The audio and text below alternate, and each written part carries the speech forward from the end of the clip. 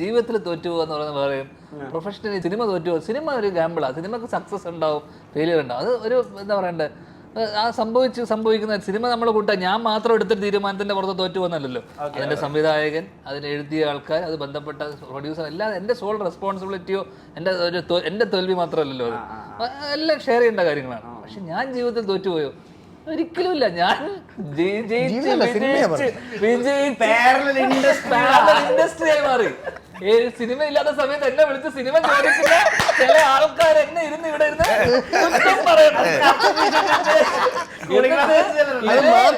ഇതേ ideology follow ചെയ്ത് ഞാൻ ഇനി നിന്റെ വഴിക്ക് പോകണം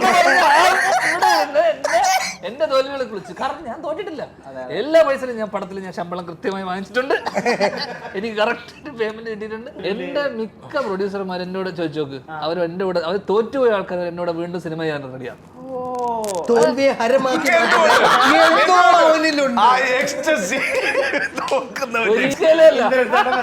ഓരോ പടവും നിർത്തില്ല. ഞാൻ ചോദിക്കട്ടെ, ഇവിടെ നീ കണ്ട എന്റെ തോൽവി ചർച്ച ചെയ്യാനാണോ നമ്മൾ?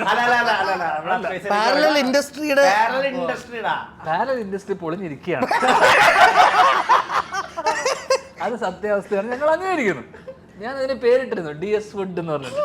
ബോളിവുഡ് പോലെ DS ഫുഡ്. അത് മുണ്ടിൽ ചെതലരിച്ചു. അതിലൊരു അംഗമാണ് എന്റെ ഐഡിയോളജി ഫോളോ ചെയ്യുന്ന ആളാണ് ഇവിടെ എന്ന് പറയുന്നത്. പക്ഷെ ഇനിയുള്ള ഞാൻ പറഞ്ഞിരുന്നു, ഇനിയുള്ള കാലം എല്ലാ കാലവും ഇങ്ങനെ പോകാൻ പറ്റില്ലല്ലോ. അപ്പൊ ഇനിയുള്ള കാലം കയോസിന്റെ അവിടെ നമ്മൾ ക്രൈസിസിൽ നിൽക്കുകയാണ് ഇപ്പോഴത്തെ അവസ്ഥയിൽ.